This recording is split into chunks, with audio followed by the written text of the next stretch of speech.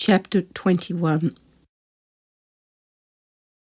There was very little conversation between us on the flight to Sydney. Julia lost in her own thoughts, and I felt that I should not interrupt. Repeated my mantra silently, and knew for sure that I could not reveal the pain of my own weekend. Bernadette picked us up at the airport. As we packed the wheelchair into the boot, she lightened our mood with gentle chatter. There was an appointment at the trial for the following day, which was Tuesday. We attended and spent the day undergoing the processes of observation and reissuing of drugs. The nurse who attended Julia on our initial introduction to the trial had returned from leave, and we were both pleased to see her. There was no comment on the report from the orthopaedic surgeon, but there was to be a review of her case that week, and the board would provide a verdict. The sound nurse insisted that we return on Thursday for any news, but Julia asked that any news be delivered over the phone. A great deal of effort was required to attend the hospital. It was the gentle nurse who intervened and assured Julia that she could see no reason why any news could not be transmitted by phone. I was glad, knowing what the news would be, glad of the sanctuary of Jim and Bernadette's home. Both Jim and Bernadette were experienced in palliative care, having worked in nursing homes. Julia had been apprehensive about intruding into their lives, but they were both wonderful, dissipating her fears. We enjoyed our evening meals together with a bottle of wine and lively conversation. Julia put in an order for a meal she would like me to cook for us all. Not that she would be able to eat much of it, because she loved the opportunity to share. We went off to the shops, and she insisted on controlling the wheelchair herself, so she could select the ingredients. Strawberries for Bernadette, who had admitted her love for them, and seafood for Jim. A new world from the perspective of the wheelchair.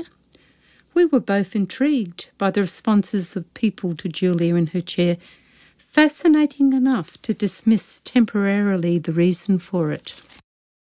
We struck up a conversation with a gentleman in the fruit shop.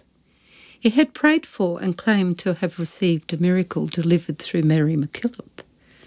But it wasn't his miracle that intrigued Julia, but rather the idea that he would make a very good boyfriend for me. She had previously suggested the gentleman at the charity house would be a suitable candidate. I asked her why she was so keen to find me a partner, and she replied that she didn't want me to be lonely. I reassured her that I was perfectly satisfied with my life the way it was, but she was too young to understand that there can be any other life but life with a partner. I already had all my girls and my work, but she was still driven by that drive to reproduce. We had time to fill in before Thursday. Jim's clock slowly ticking throughout the house. We went to the movies and traded our world for a couple of hours, but she was still in that chair when the credits rolled onto the screen, and we both knew that time for the incoming call was drawing nearer. She took it with such dignity and thanked the doctor for the opportunity she had been given. Graciously wished them all the best for all their work in the future and said goodbye.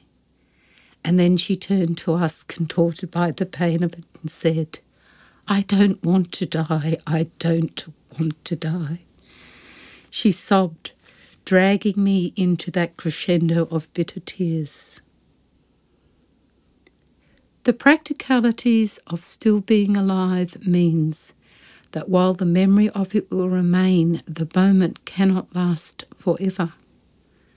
Bernadette produced the evening meals and booked flights with suitable seating and a hoist for disembarkation from the plane the following day, while Jim sat with us in the bitter cold of the back veranda as we smoked, marvelling at our determination to persist with the cigarettes.